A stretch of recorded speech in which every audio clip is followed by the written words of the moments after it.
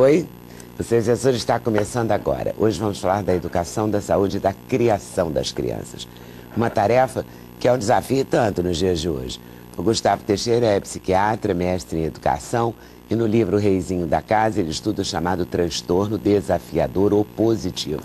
É assim que a medicina classifica as crianças sem paciência, aquelas que não obedecem às regras, que são agressivas e violentas, que a gente chama mesmo na vida real de mal educadas, né? São essas. O Gustavo mostra como o adulto deve agir para lidar com essas crianças e orienta os pais nessa jornada. Vou começar conversando com o Gustavo, até porque domingo no Globo teve uma entrevista com aquela escritora francesa que fez o livro Crianças Francesas Não Fazem Manha, né? Que eu estava doida para mostrar aqui, porque ela defende a tese de que a gente é meio liberal demais, né? Assim, os pais brasileiros e americanos se parecem com os americanos, segundo a entrevista dela para o Globo, nunca entrevistei, enfrentam as mesmas questões dos pais americanos. Sentem-se obrigados a fazer sacrifícios enormes pelas crianças, muito mais que as mães deles e os pais fizeram. Tenho que dar uma vida melhor para o meu filho, eu tenho que dar o que eu não tive. Ou mais fácil, né? Nem sempre é a melhor opção, né? Pois é, mas ela diz isso, ela fala também da alimentação das crianças. Você viu a entrevista? Vi. E é muito legal. Crianças Francesas Não Fazem Manha é uma sugestão que eu queria dar aqui para dentro desse tema. E Crianças Francesas Dia a Dia, que é um guia prático. Não sei se o guia prático tem a ver com o Brasil, assim, mas são dicas, são 100 dicas, alguma vai bater, né? Em 100 não é possível. E queria falar com o Gustavo está aqui por isso, porque ele tem um manual para pais de crianças opositivas, desafiadoras e desobedientes. Funciona, Gustavo? Olha, são dicas assim básicas que com certeza visam auxiliar pais e professores, né? Eu tenho tido assim um retorno muito positivo de pais, de educadores. Dá muito toque neles, né? Também. E é uma grande questão, né? Os pais às vezes procuram a gente, pedem ajuda, eu não sei o que eu faço com meu filho. E às vezes até a gente como pai tem essa dificuldade de lidar, né, com as birras, né? Quer dizer, quando a gente fala de transtorno desafiador opositivo, é importante entender que isso vai muito além de uma birra, né, ou daquela criança que se joga no shopping center porque quer comprar um videogame, né? Esse diagnóstico já existe desde a década de 60 e é importante que para se determinar, para se existir essa condição comportamental, ela atinge cerca de 10% das crianças em idade escolar, isso no mundo todo, né? É um índice muito alto. E são crianças que elas apresentam sintomas de oposição, de desafio às regras, se opõem a iguais, né, e se opõem a crianças de mesma idade, mas principalmente com figuras de autoridade, pai, mãe, tio, tias, avós, professores, né? Mas a criança nasce assim? Possivelmente tem predisposições genéticas associadas a desencadeadores ambientais, né? Então o ambiente de certa maneira puxa o gatilho. Então tem vários componentes ambientais que podem convergir para essa condição comportamental. Mas então, um bom e bem dito não funciona? Ajuda, sem dúvida nenhuma ajuda. E desde cedo, né? A gente fala de uma condição comportamental que começa aos 6, 7 anos de idade, mas os sintomas precoces começam desde cedo. Nos Estados Unidos eles chamam essas crianças na fase dos 2 aninhos de terrible twos, né? Porque é naquela idade terrible two mesmo, 2 anos terríveis, que a criança ela começa a ganhar mais autonomia. Então antes a mãe com o bebê de colo, ela quer ir para um lugar, o bebê vai junto. Com 1 ano e meio, 2, a mãe quer ir para um lugar, a criança quer ir para o outro, ela vai para o outro lado. Ela fala não. Na primeira palavra que o meu filho mais velho falou foi não. A mãe pergunta uma coisa e ele fala não. Então é uma oposição normal, que toda criança vai passar por isso, né? A gente só vai falar em condição patológica quando 2 questões importantes acometem, né? Quando a criança tem um prejuízo, começa a ter um prejuízo no seu funcionamento acadêmico, quer dizer, começa a ter prejuízo na escola, no prejuízo de aprendizagem, né? Nessa parte acadêmica, ou prejuízo no funcionamento social. Quando a gente fala de patologia, a família começa a adoecer, né? Tem prejuízo significativo no funcionamento da família, né? A interação já não é mais uma interação positiva, né? E daí a gente vê uma escalada de sintomas. Na verdade, tem um ditado popular que diz: é de pequeno que se torce pepino, né? Que é por aí mesmo. Né? Quer dizer, se você começa com um ano e meio, 2, porque as crianças também são muito diferentes da minha época, quando eu era criança. A gente era, a minha geração, uma geração lá atrás, que é muito mais... A mãe olhava e a gente não fazia. Pois é. É isso. Você sabe que eu noto muito Essa isso. questão de limite é fundamental. Que mudou pra caramba. Olhar, acho que agora professor não, né? aqui também. Professor aqui, eu acho que grita muito mais. Assim, meus livros lá em Portugal, a professora faz... A turma fica... Aqui não. Não tem respeito. Eu vejo o professor, não tem respeito. É muito complicado.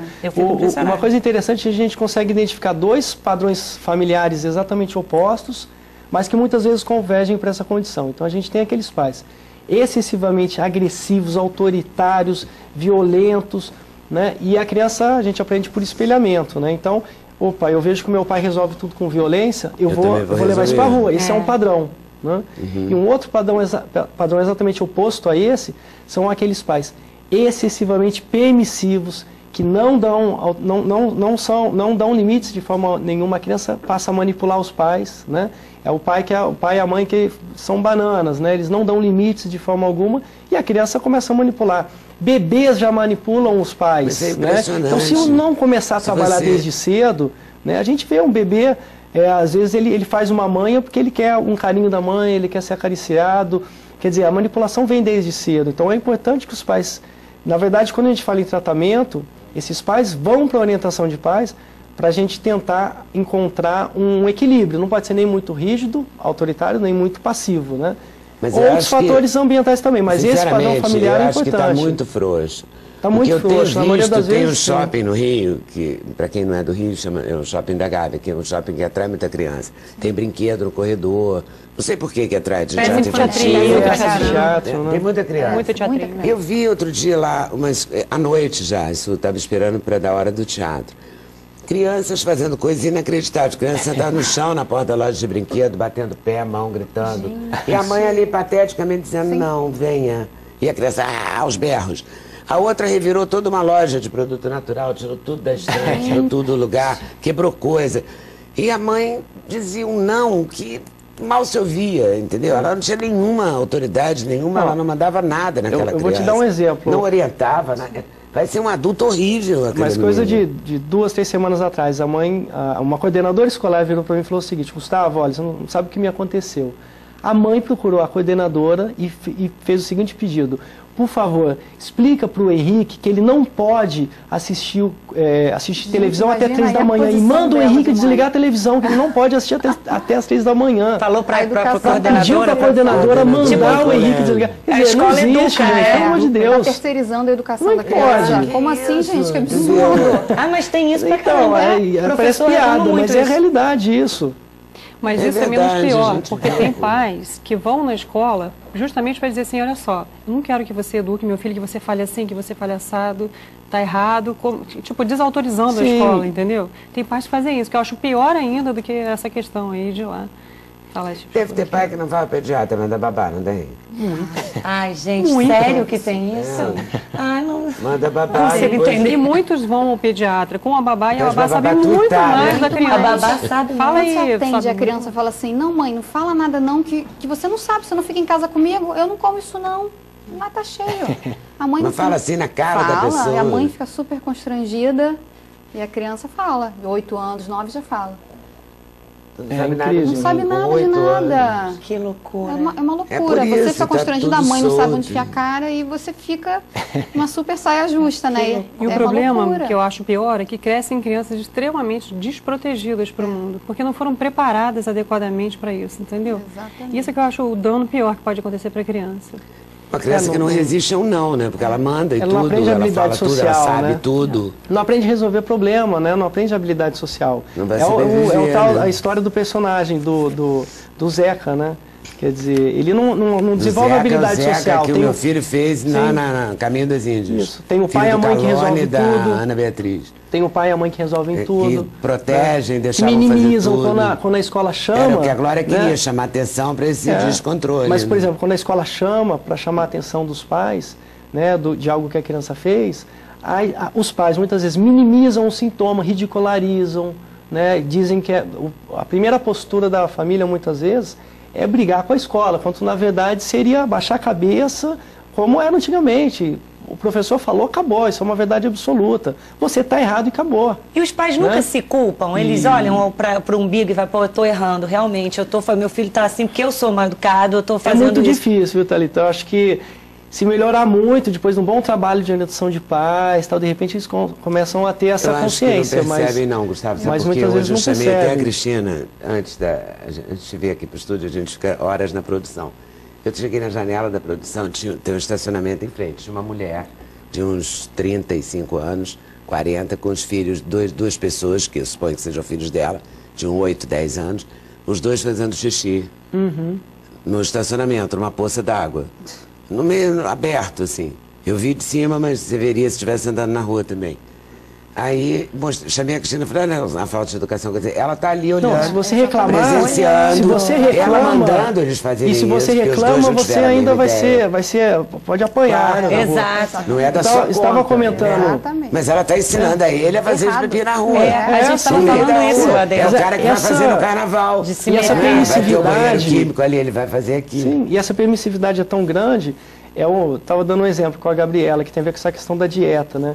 Eu estava dizendo que eu acho criminoso uma criança de 6 anos, 5 anos, com exceções, claro, se tornar obesa. Porque com 4, 5, 6 anos de idade, você come, você não tem acesso, outro acesso à comida que não dentro da sua casa. A criança não tem autonomia de comprar, então come o que é ofertado. Então essa permissividade vai repercutir em saúde clínica da criança, em obesidade, hipertensão arterial, diabetes. A gente vê crianças de 6 anos de idade. Aí fica claríssimo, porque a criança não faz compra, ela não vai ao supermercado sozinha. Sim, exatamente. Os pais, ela tem dinheiro para ir no mercado para comprar? Não. Ela não tem essa autonomia. Então ela come o que é ofertado em casa. Então, possivelmente, o hábito alimentar da família tá errado. E o problema é mudar o hábito alimentar familiar. Que é e ela vai levar para a escola o que tem na casa dela. Exatamente. É o que está, é o chocolate, é o biscoito recheado, é o universo que ela vive. Ela não conhece a fruta. Tem criança que acha que o ovo veio da caixinha do mercado. Não acha que veio da galinha, não conhece, não vai à feira, não vai ao mercado, não ajuda a escolher a merenda.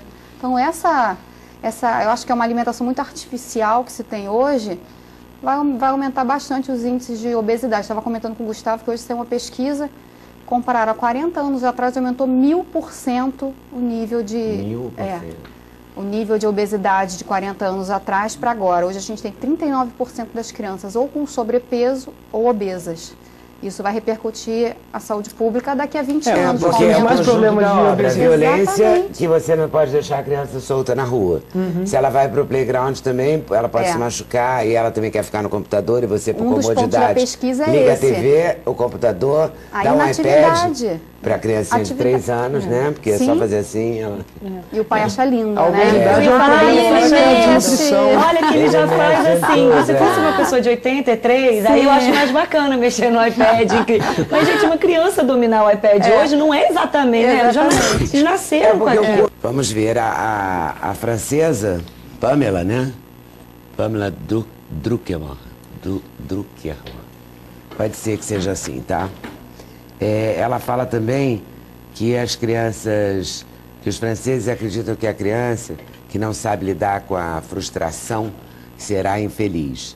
Então, o que ela compara os norte-americanos e os sul-americanos, ela diz que recebeu muitos e-mails de brasileiros, ela fala muito disso, que a gente não quer que os filhos se frustrem, né? E é verdade, a gente tende a se proteger. Mais os sul-americanos, né? Acho que os sul-americanos muito essa coisa piores, do latino, né? Tem muito essa coisa do latino, né? De não querer que se frustre, não querer que se aborreça. É verdade, quem que vai querer, né, que o filho se aborreça? E tem aquela coisa, aquela culpa, né, que o pai trabalha o dia inteiro, a mãe, hoje, nos últimos 20 anos, também a mãe trabalha o dia inteiro, chega às 8 da noite em casa, e daí eles pensam, tadinho, vou fazer tudo. Abandonado, vamos fazer tudo. A gente tem que, o que eu sempre digo é o seguinte, a gente tem que pensar, não no tempo com o filho, mas na qualidade desse tempo, já que o tempo é pequeno, né? Quer dizer, você simplesmente se desautorizar não é prova de amor. Então tem que dar limite sim e tem que ter um tempo, aproveitar um tempo também positivo. A gente faz, aproveita o tempo que você tem e fica aquele tempo, e fica de verdade. Não fica passando Leda, e-mail.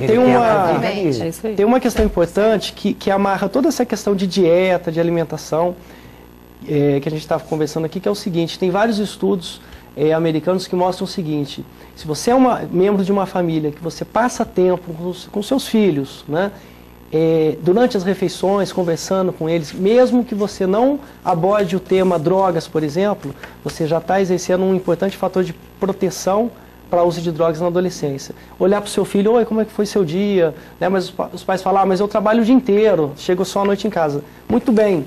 Pensa em sábado e domingo, nós estamos falando de pelo menos 6 refeições, então. Café, almoço e janta, sábado e domingo, são 6 refeições possíveis. Aproveite o tempo, faça refeições com seus filhos, conversem com eles, porque daí você vai saber o tipo de alimentação que ele está fazendo, vai perguntar como é que foi a semana dele, né? Mas daí vem aquela questão da permissividade, da falta de limite, porque um quer comer no videogame, outro quer assistir televisão até mais tarde. Tem que se comprometer. A questão é, teve filho, tem que estar comprometido com essa causa. É isso aí, é isso aí que a gente estava falando. Tem que estar comprometido com a causa. Lá atrás. O reizinho da casa não pode tudo. Não pode tudo. Papais, mamães, leiam o reizinho da casa. Não pode tudo. Agora, se você quiser entender mesmo problema de criança e adolescente na escola, você consulta aqui o Manual dos Transtornos Escolares. Que aí você já vai ter uma outra questão. Qual é a questão? No Manual dos Transtornos Escolares eu falo um pouquinho de cada transtorno do comportamento. Né? Enquanto bullying, transtorno desafiador positivo, transtorno de conduta, transtorno de déficit de atenção e hiperatividade, depressão na infância, autismo, deficiência intelectual, transtornos ansiosos, dislexia e por aí vai. Vai por aí, Gustavo Teixeira, Manual dos Transtornos.